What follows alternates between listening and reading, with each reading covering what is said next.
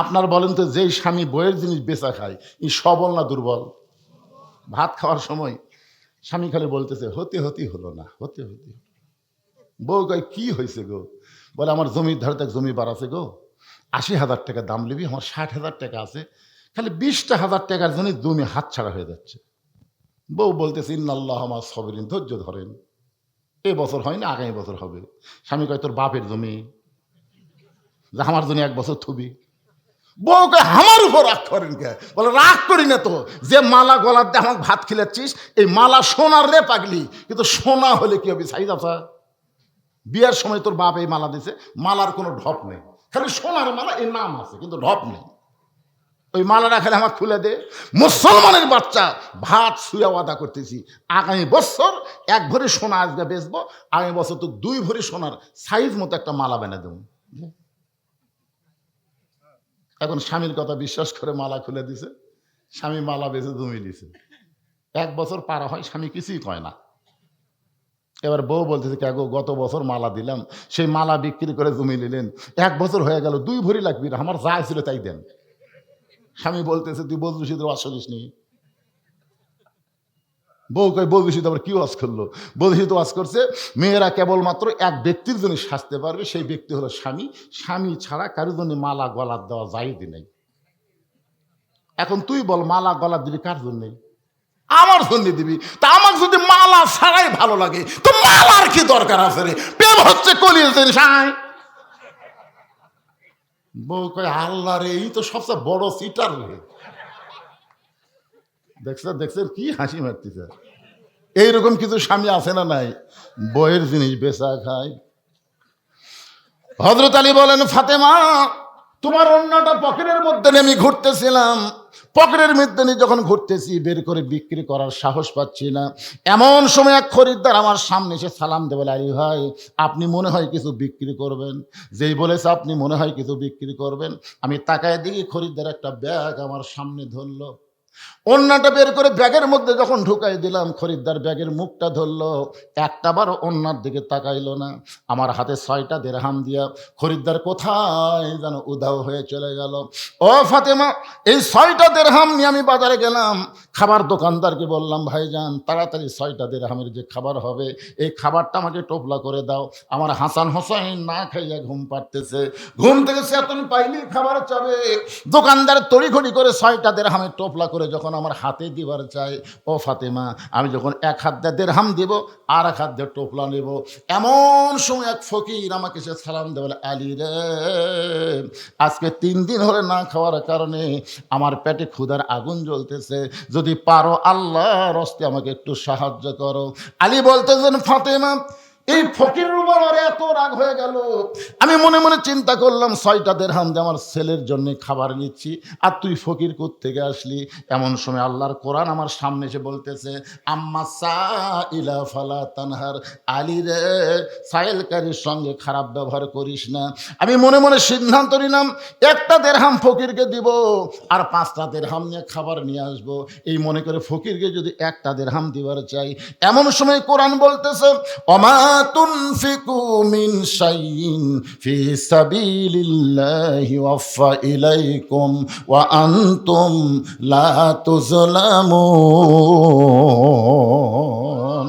আলী, ফকিরকে যদি 1টা দিরহাম দাও, তাহলে আল্লাহ তোমাকে 10টা দিরহাম দিবে। ফকিরকে যদি 2টা দিরহাম দাও, আল্লাহ তোমাকে 20টা দিরহাম দিবে। যদি 6টা দিরহাম ফকিরকে দাও, আল্লাহ তোমাকে 60 দিরহাম দিয়ে দিবে। আলী বলে, ফাতেমা, ওই কোরআনের আয়াতকে বিশ্বাস করেন, আমি 6টা দিরহাম যখন ফকিরকে দিয়ে দিলাম, ফকির মুচকি হাসি দিয়ে কোথায় যেন উদয় হয়ে গেল।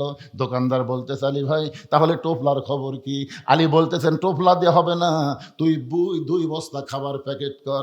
ও ফাতেমা, দোকানদারকে 2 বস্তা খাবার প্যাকেট করে আমি বাজারের মধ্যে ঘুরতেছিলাম, হঠাৎ দেখি এক ব্যক্তি উঁট নিয়ে রাস্তা দিয়ে আসতেছে, আমারে সালাম দেবে, আলী ভাই, এই উঁটটা কি আপনি কিনবেন নাকি? আমি বললাম, 1টা টাকাও আমার পকেটে নাই, উঁটটা কেমনে কিনবো?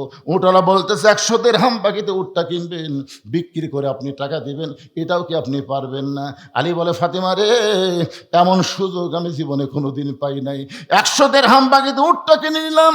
উঠ নিয়ে যেই মাত্র উটের বাজারে গেলাম, এমন সময় চারিদিক থেকে খরিদ্দার এসে আমাকে হামলে পড়ে বলল, আলী ভাই, এই ব্যবসা আবার কবে থেকে আপনি শুরু করছেন? আপনি হচ্ছেন আল্লাহ নবীর শিক্ষামন্ত্রী, ধরে কান সুবহানাল্লাহ।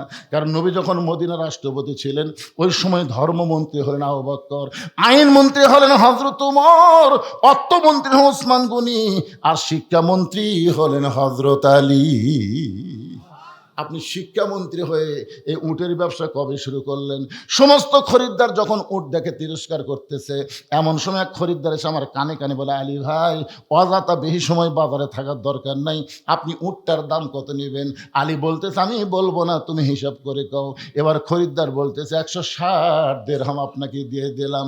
আলী বলে, ফাতেমা রে, 160 দিরহামে উটটা বিক্রি করে উটওয়ালাকে 100 দিরহাম দিয়া বাকি 60 দিরহাম নিয়ে দোকানে আসলাম। এসে বললাম, দোকানদার খবর কি? বলে, 2 বস্তা খাবার প্যাকেট করেছি, দাম কত নিবা? বলে, 60 দিরহাম দিলেই চলবে।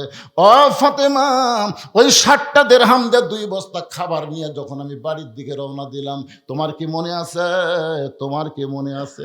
এতক্ষণ ফাতেমা জানলার কাছে বসেছিল যে আমার স্বামী অন্য বিক্রি করে টোপলা নিয়ে, খাবার টোপলা নিয়ে আসবে, কিন্তু জানলা দিয়ে তাকায় দেখে আমার স্বামীর কাছে কোনো টোপলা নেই, 2 কান্দে 2টা খাবার বস্তা দেখা যায়। আপনারা সুবহানাল্লাহ বলেন, কিন্তু ফাতেমা দৌড়ে এসে দরজা খিল দিছে, খিল। হযরত আলী এসে দরজায় সালাম দিলেন, আসসালামু আলাইকুম ইয়া আহলাল বাইত। ফাতেমা বলতেছে, ওয়ালাইকুম আসসালাম। দরজা খোলা গেল না। আলী বলতেছে, দরজা খোলা গেল না মানে? ফাতেমা বলতেছে, আমি হিসাব জানি না। আপনি অন্য বিক্রি করার টাকা দিয়ে বড় জোর 1 টোপলা খাবার আনতে পারেন, 2 বস্তা কোথায় পেলেন? যতক্ষণ না বলবেন আমি ততক্ষণ দরজা খুলবো না। আলী বলতেছে, ফাতেমা আগে দরজা খোলো, তারপরে বলবো। ফাতেমা বলতেছে, কি মনে করছেন 10,000 টাকার চাকরি করবেন আর 12,000 টাকার বাসা ভাড়া নেবেন? আমি কিছুই কম না। আজকে ঘরের বউ যদি ভালো হয়, প্রত্যেকটা স্বামীরা ভালো হতে বাধ্য। জোরে কোন কথা ঠিক কিনা? এই যারা দুর্নীতিতে চ্যাম্পিয়ন হয়েছে, এত টাকা মারিছে, এই শালাকের বইয়েরা খারাপ, খালি উঠে চাই উঠে চাই উঠে চাই। এখন স্বামী কি করবে? ফাতেমা বলতেছে, অন্য বিক্রি করার টাকা দিয়ে হিসাব জানি তো, বড় জোরে 1 টোপলা খাবার হবে। 2 বস্তা খাবার কোথায় পাইলেন? যতক্ষণ না বলবেন ততক্ষণ দরজা খুলবো না। আলী বলতেছে, ফাতেমা 2 বস্তা কান্দে নিয়ে বড় কষ্ট হয়, দরজা খোলো তারপরে বলবো। ফাতেমা বলতেছে, আগে বলেন তারপরে খুলবো। আলী বলতেছে, আগে খোলো তারপরে বলবো। ফাতেমা বলতেছে, আগে বলেন তারপরে খুলবো। এমন সময় আল্লাহর কোরআন বলতেছে, আর রিজালু কাওয়ামুনা আলান নিসা, পুরুষ থাকবে উপরে, নারী থাকবে নিচে। সুবহানাল্লাহ কন না কেন? আল্লাহর কোরআন বলতেছে, আলী রে, ফাতেমা যতক্ষণ দরজা না খুলবে খবরদার তুই বলবি না। তুই মরদ মানুষ হয়ে কেন তলে পড়বি? আল্লাহর কোরআনকে আমল করতে গিয়ে হযরত আলী মনের দুঃখে 2 বস্তা কান্দত করে নবীর দরবার গেছে।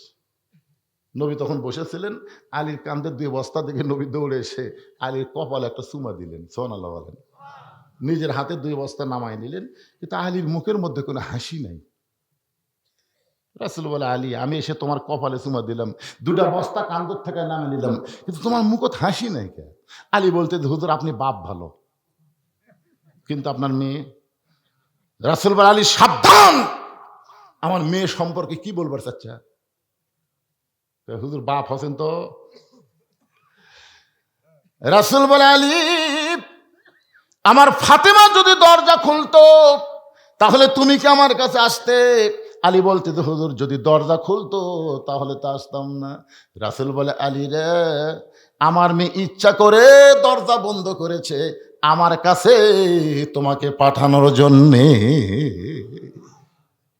আলী বলতেছে, ইয়া রাসূলুল্লাহ, আপনার ইচ্ছা করে দরজা বন্ধ করেছে, আপনার কাছে আমার পাঠানোর জন্য কারণ কি? রাসূল বলে, আলী, তুমি কি বলতে পারো কোন খরিদ্দার তোমার কাছ থেকে অন্না কিনেছে? আলী, তুমি কি বলতে পারো কোন ফকির তোমার কাছে ভিক্ষা নিয়েছে?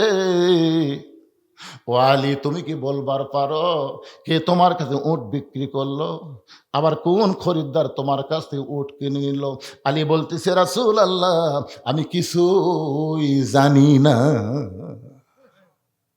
আল্লাহ নবী বললেন, আমি জানি, আমি জানি, তুমি কি জানবার চাও? আলী বলতেছে, রাসূলুল্লাহ, 100 বার, 1000 বার, 1 কোটি বার জানবার চাই। জোরে গান সুবহানাল্লাহ। রাসূল বলে, আলী রে, যদি জানবার চাও তাহলে এজলেস, বসো বসো। এখন নবী বলতেছে, আমি জানাবো, তুমি জানবে, তাহলে বসার দরকার আছে না নাই? আলী এখন বসে গেছে। আল্লাহ রাসূল বলবেন কোন খরিদ্দার অন্না কিনেছে, কোন ফকির ভিক্ষা নিয়েছে, কোন উটওয়ালা উট বিক্রি করলো, কে আবার খরিদ্দার হয়ে উট কিনলো। আপনার বলেন তো জানার দরকার আছে না নাই? হযরত আলী জানার জন্য বসে গেছে। এখন আপনারা কি জানবেন? আলী জানবে, আর আপনারা জানবেন না। কারা কারা শুনবেন আল্লাহকে একটু হাত দেখান তো দেখি। যারা শুনবেন হাত নামান। ওই ওই আবার যাচ্ছে আর হাত তুলছে, তার মানে কি? যাওয়ার সময়, যাওয়ার সময় হাত তুলছে, তার মানে বোঝা যাচ্ছে উনিও শুনবে কোন একটা গুরুত্বপূর্ণ জরুরত। শোনেন ভাই, আমি একটা কথা বলি, এখন থেকে আজকের দিন যা করেন করেন, অসুবিধা নেই। কারণ আমি এখানে আসার সময় শুনেছি, মামুনুর রশিদ আমাকে বলছে, গত বছর আমার জামাই আসছিল এখানে, 50-55 জন লোক হয়েছিল। তখন থেকে আমার মন ভাঙ্গে গেছে, তখন থেকেই যে গুরুম্বাদ লোক হয় না। কিন্তু টেজে আসার পরে মোটামুটি দেখতেছি 50-55 না, 500-1000 হয়ে গেছে। জোরে কোন কথা ঠিক কিনা?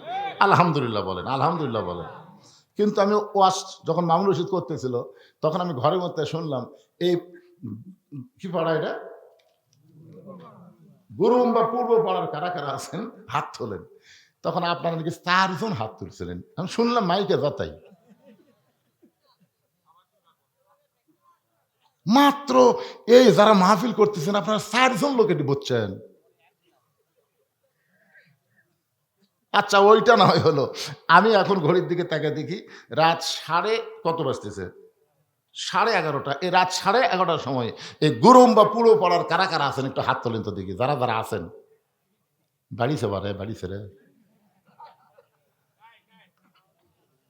নাই? এরা হাঁটে রেখে রে, আশ্চর্য কথা রে ভাই, এখনো হাঁটতেছে। কয়জন? 7-8 জন। আচ্ছা, আপনার বাহিরের কারা কারা, তারা একটু হাত তোলেন তো দেখি। গত বছর বেড়ার লোক আসেনি, যার কারণে 50-55 হচ্ছে। কিন্তু এই বছর গ্রামের লোকে নাই, বাহিরের লোক আসে বসে গেছে। আমি আমার জীবনে কোনোদিন কোনো গ্রামে দেখিনি যে গ্রামের মাহফিল করে এই গ্রামে এত লোক কম হয়। আজকেই প্রথম দেখলাম।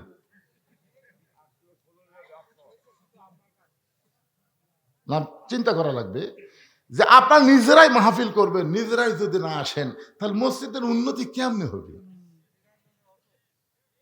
কথা বলেন, মসজিদের উন্নয়ন করবে, মাহফিল করতেছেন, উন্নয়নটা হবে কেমনে?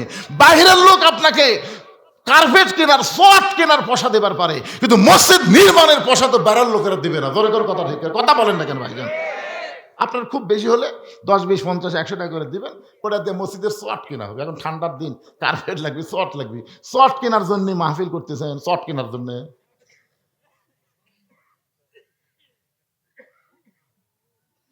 30 পারা কোরআন ধরে টাকা চাইলো, বেড়ার লোক আর কি দিবি? তাও 16 পারা পর্যন্ত হসে। এখন আপনাদের কাছে সোয়াট কেনার জন্য, কার্পেট কেনার জন্য যদি রুমাল যায়, আপনার 10, 20, 50 টাকা, 100 টাকা করে দিবেন, এরকম আল্লাহর বান্দা আছে না নাই? মাশাআল্লাহ। আপনাদের কাছে এই ছেলেরা কোথায় রে, এই গুরুম্বাপুর পাড়ার ছেলেরা কোথায়? ভিতরে যাও, ভিতরে যাও। হযরত আলী বসে আছে, নবী বলবেন, আলী শুনবেন, আমরাও শুনবো, ঠিক কিনা বলেন? মাশাআল্লাহ। যাও ভিতরে যাও, চাদর নিয়ে ব্যাগ না কি নিয়ে আদায় করবো তোমরা, ভিতরে যাও। তাই লোকই নাই। ওই যে দেখেন ব্যাগ লাভার আছে, লোক নাই মানে? আপনার ওঠেন না ভাইজান, ওঠেন না, ওঠেন না, ওঠেন না। দেন ব্যাগলা ঢোকেন, একজন ঢুকলে গেলে কমপক্ষে 10টা ব্যাগলা ঢোকেন, তো 10টা ব্যাগলা ঢোকেন। আল্লাহর রাস্তায় দেন, মসজিদের উন্নতি করবে মাহফিল। আল্লাহর ঘরে যে দেয়, আল্লাহ তাকে জান্নাতে একটা ঘর বানায় দেয়। জোরে কার সুবহানাল্লাহ। মসজিদ কোনো এলাকার না, পাড়ার না, মসজিদ হলো সমস্ত মুসলমানের, ঠিক কিনা বলেন? হ্যাঁ, এই জন্য সবাই দিবেন, সবাই 10 টাকা, 20 টাকা, 50 টাকা, 100 টাকা, যিনি যা পারবেন। আমার মা বোনদের জন্য ওয়াজ হচ্ছে, মা ও মায়েরা আজকে খুশি হয়ে আপনারা দিবেন। ফাতেমা জামিলার হচ্ছে, মা আপনারাও আল্লাহর রাস্তায় মসজিদে দান করবেন। আপনারা যাওয়া আশা করবেন না ভাইজান, যাবেন না, একটু ধৈর্য ধরে বসবেন, একটু জিকির করেন, লা ইলাহা ইল্লাল্লাহ, লা ইলাহা ইল্লাল্লাহ, জোরে লা ইলাহা। এখন সোমবার দিন সকাল বেলা না দুপুর বেলায় ভাস্তার বাড়ির দাওয়াত, মনে আছে না ভুলে গেছেন? সোমবার দিন চাচা সাইজ মতো কাপড় পরে ভাস্তার বাড়ির দিকে রওনা দিছে। রাস্তার মধ্যে অনেক মুরব্বী দেখা হয়, বলে কিরে ভাই এত সুন্দর কাপড় পরে কোথায় যান? বলে ভাস্তার বাড়িতে দুপুর বেলা দাওয়াত। মুরব্বীরা কান্দার বলে বইয়ের অত্যাচারে বেটার বাড়ির দাওয়াত হয় না, আর তোমার ভাগ্য এত ভালো তুমি ভাস্তার বাড়ির দাওয়াত পেলে। কি হয়েছে রে, কি হয়েছে?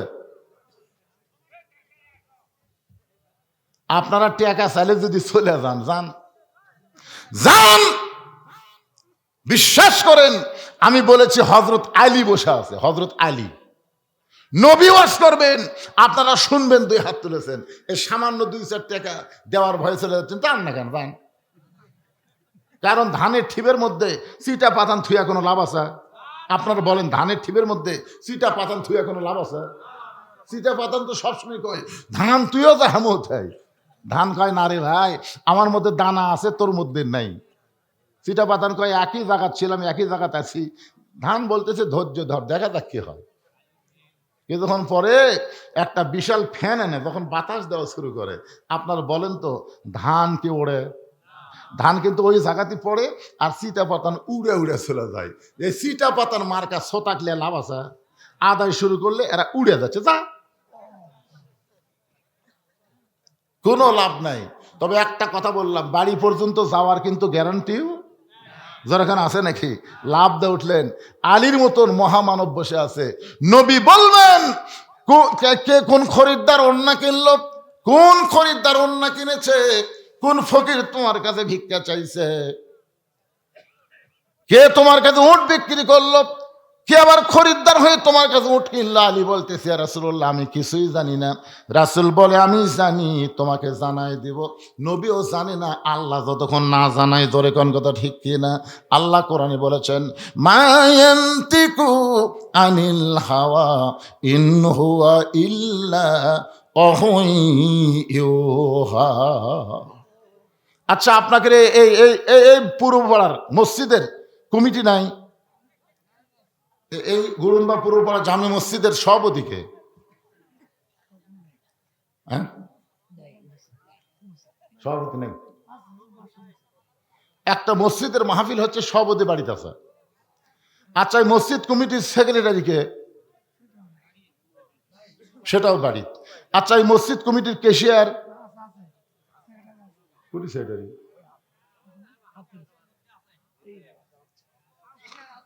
আসেন তো, আসেন আসেন, সেক্রেটারি সাহেব ক্যাশিয়ার সাহেব আসেন তো। সেক্রেটারি সাহেবের আগমন, লিল্লাহে তাকবীর। আর সভাপতি না থাক, সেক্রেটারি তো আছে আলহামদুলিল্লাহ। সভাপতি যার নাই কোনো গতি, তাই থাকে সভাপতি, ধরে কোন কথা ঠিক কিনা? সেক্রেটারি আছে মাশাআল্লাহ। আপনারা একটু ধৈর্য নেওয়া, সেক্রেটারি আসতেছে আল্লাহর ঘর মসজিদের জন্য, তার কাছে কিছু দাবি আছে না নাই? ধরে কোন আছে না নাই? মসজিদের কি কাম বাকি আছে? কাম কি বাকি? মানে প্লাস্টারও হয়নি, টাইলসও হয়নি, কিছুই হয়নি। এবারে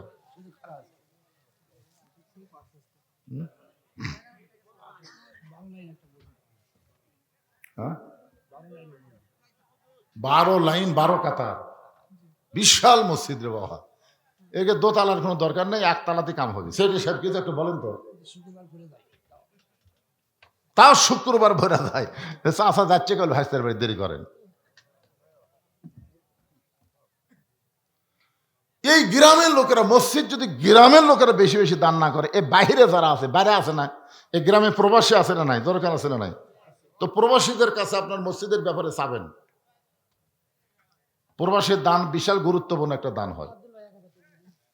সেই সাহেব কি দিল কোন? আপনি কোন খুশি মনে কোন কি দিলেন? 3,500 দিয়েছেন, এটা কিভাবে দিলেন? 3,500 দিতে, 3,500 না দেয় আর 1,500 দেন। মাশাআল্লাহ, তাই ভুল করছে রে। 3,500 দিছে, আরো 1,500, মোট 5,000 টাকা দান। ধরে বলেন মারহাবা। একটা কোরআনের আয়াত পড়ার পরে আমি চাপাচাপি আদায় করি না। লা ইউকাল্লিফুল্লাহু নাফসান ইল্লা উসাহা। আল্লাহ বলেছেন কষ্ট হবে, তার বাহিরে চাইও না। যাই যেরকম দান হচ্ছে এটা অন্তর থেকে, যেরকম ঠিক কিনা। তাই গ্রামের লোকের কাছে আমার আবদার থাকলো, আপনারা মাহফিলে না আসলেন অসুবিধা নাই, কিন্তু মসজিদের কাজের ব্যাপারে সবার হাত থাকার দরকার আছে না নাই? আল্লাহ সবাইকে বেশি বেশি দান করার তৌফিক দান করুক, সকলে বলে আল্লাহুম্মা আমিন। এখন আসেন, যেই কথা বলতেছে একটু খেয়াল করেন। চাচা রাস্তার মধ্যে যত মুরব্বীর দেখা, প্রত্যেকটা মুরব্বী বলতেছে সাজা গুজা কোথায় যাও? আসলে বলেন তো, ভাস্তার বাড়ির চাচার যদি দাওয়াত পায়, চাচার একটা মশান আছে না নাই? বলতেছে ভাস্তার বাড়িতে আজকে দুপুরবেলা আমার দাওয়াত। তখন মুরব্বীরা কান্দার কয়, বইয়ের অত্যাচারে বেটার বাড়িতে খাওয়া হয় না রে, আর তোর ভাগ্য এত ভালো, ভাস্তা তোকে দাওয়াত দিল। তখন বউ থাবায়ের কয়, আমি সেই চাচা রে, আমি সেই চাচা। বউ খালি বারবার স্বামীর কাছে গিয়ে বলতেছে, এত কিছু পাকশিক করলাম, শয়তান কখন আসবে? বউ মানে স্বামীর কাছে যা বলতেছে, স্বামী বলতেছে আসতিছে, সময় হলে আসবে। তখন বলে শয়তান কি রকম গো? স্বামী বলতেছে শয়তানকে দেখে যান, মুখ খুলিস না, মুখ খুললে শয়তান যদি ফেরত যায় তোর বেটা কিন্তু বাঁচবি না। কারণ মান্যত পুরা করা লাগবে। এখন তুই চিন্তা কর, শয়তানকে দেখে মুখ খোলা যাবি না। বউ কয় শয়তান কি রকম? আরে যেই রকমই হোক আসতেছে তো, কিন্তু শর্ত হলো মুখ যেন খুলিস না, মুখ খুললে যদি শয়তান ফেরত যায় না খায়া তোর বেটা কিন্তু বাঁচবি না। এখন তুই চিন্তা কর কি করবি? বউ বলতেছে আল্লাহ শপথ করে বলতেছি মুখ খুলবো না, মুখ খুলবো না, খালি দেখে দেবো, আর আমি খালি খিলে যাবো কোনো গোপন। কিছুক্ষণ পরে চাচা এসে ডাকতেছে আব্দুল্লাহ, ভাস্তার নাম হলো আব্দুল্লাহ, জোরে বলেন নাম কি? আব্দুল্লাহ রে, আমি তোর চাচা দরজায়। বউ দৌড়ে গিয়ে বলতেছে তোমার বাপের ছোট ভাই ডাকতেছে। স্বামী বলতেছে চুপ, কোনো কথা হবি না, কে ডাকতেছে ওটা পরে, শয়তান আসতেছে। বউ কই তোমার চাচা শয়তান কিভাবে? সেটা পরের কথা, বেটাক যদি বাঁচাবার চাস জবান দান খুলিস না, আমি যা করবো তাই। দরজা খুলে দিছে, চাচা বাড়ির মধ্যে ঢুকেই বলতেছে আব্দুল্লাহ তুই আমার দুপুরবেলা দাওয়াত দিলি, নিয়ত কি? বলে নিয়তের কথা পরে, আগে খাওয়া। নানা রকম আইটেমের খাওয়া যখন চাচার সামনে তুলে ধরেছে, এবার চাচা বলতেছে বাবা একটু দোয়া করে খাই। আব্দুল্লাহ বলতেছে দোয়ার দরকার নেই, আগে খান তারপরে দোয়া। খাওয়া দাওয়া যখন হয়ে গেছে, এবার খুশি হয়ে চাচা বলতেছে আব্দুল্লাহ রে, 2-4 বছর এত সুন্দর খাওয়া খাই নাই, বৌমার একটু ডাক দে, বৌমা এবং তোর একটু আমি দোয়া করবার চাই। আব্দুল্লাহ চিৎকার করে বলে শয়তানের দোয়ার কোনো দরকার নেই। চাচা কান্দার বলে আমি তোর বাপের ছোট ভাই, শয়তান কেমনে হলাম? বলে আমি জানি না, হুজুর জানে। আমি নিয়ত করেছিলাম আল্লাহ যদি আমাকে একটা পুত্র সন্তান দেয়, আমি শয়তানকে এক সন্ধ্যা ভাত খাওয়াবো। আমি শয়তান খুঁজা পাই না, কিন্তু ইমাম সাহেব কইছে লাগাতার 3 জুম্মা যে ব্যক্তি সবার শেষে আসা আগে যায়, ওই নাকি শয়তান, তাকে এক সন্ধ্যা খাওয়ালি মান্যত পুরা হবে। আমি 3 জুম্মা মসজিদের বারান্দায় বসে দেখেছি, আপনি সবার শেষে আইছেন এবং সবার আগে চলে গেছেন। চাচা কান্দার বলে ভাস্তারে, ইমাম কইছে 3 জুম্মা, কিন্তু আমি যে কত জুম্মা এরকম করতেছি, হিসাব করলে 300 জুম্মা হবে। এখন খবর কি?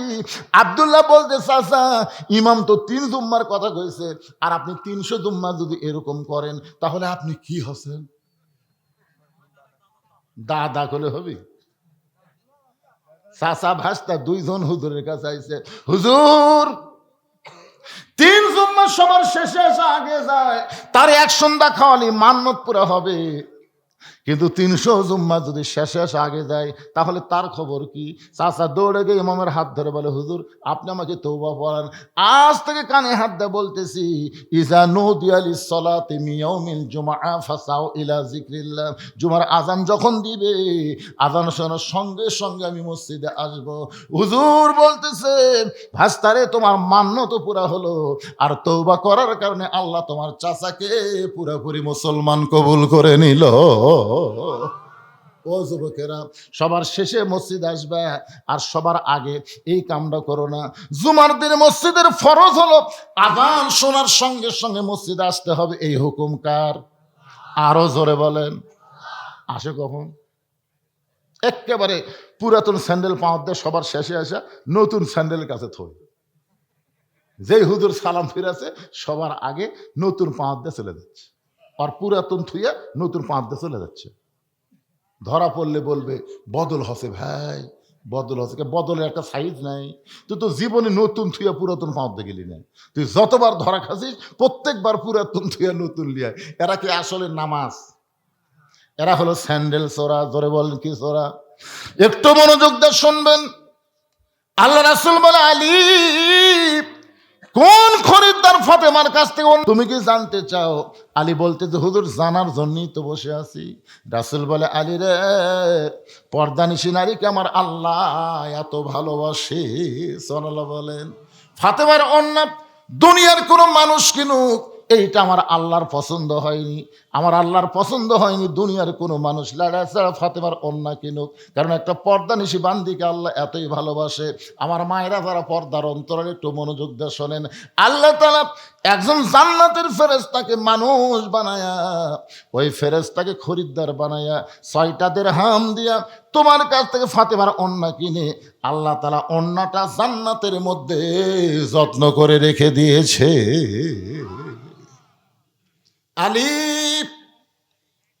6টা দিরহাম নিয়ে তুমি যখন বাজারে খাদ্যের দোকানে হাসান হোসেনের জন্য খাবার নিচ্ছ, এমন সময় আল্লাহ ফেরেশতাকে ডাক দেন, ফেরেশতা আবার ফকিরের সুরত নিয়ে আলীর কাছে যা। ফেরেশতা বলে, আল্লাহ আবার ফকিরের সুরত নিয়ে আলীর কাছে কেন যাব?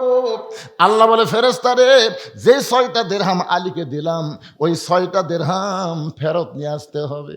ফেরেশতা বলে, আল্লাহ ওই 6টা দিরহাম নিয়ে তোমার বান্দা আলী সন্তানের জন্য খাবার কিনতেছে। আল্লাহ ডাক দিল, ফেরেশতা রে, লিয়াবলুয়াকুম আইয়ুকুম আহসানু আমালা, আজকে সুন্দর আমলের পরীক্ষা হবে। আলী আল্লাহর কোরআনকে বেশি ভালোবাসে না তার সন্তানকে বেশি ভালোবাসে? আজকে সেই পরীক্ষায় দেখি আলী কি হয়। এবার নবী বলেন, আলী রে, ওই ফেরেশতা ফকির হইয়া তোমার কাছে যখন খাবার চাই, তুমি আলী প্রথম 1 দিরহাম দিবার চাইছিলা, কিন্তু আল্লাহর কোরআনকে বিশ্বাস করে তুমি যখন 6টা দিরহাম ফকিরকে দিয়া দিলা, ফকির কানতে কানতে ফেরেশতা আল্লাহর কাছে সে বলতেছে, আল্লাহ তোমার বান্দা যেই টাকা দিয়ে হাসান হোসেনের জন্য খাবার নিবে সেই টাকা তুমি ফেরত আনলে। আল্লাহ বলে, ফেরেশতা কান্দিস না, যেই উটের পিঠে চড়ে আমার খাতুনে জান্নাতে যাবে ওই উটটা আলীর কাছে 100 দিরহামে বিক্রি করতে হবে।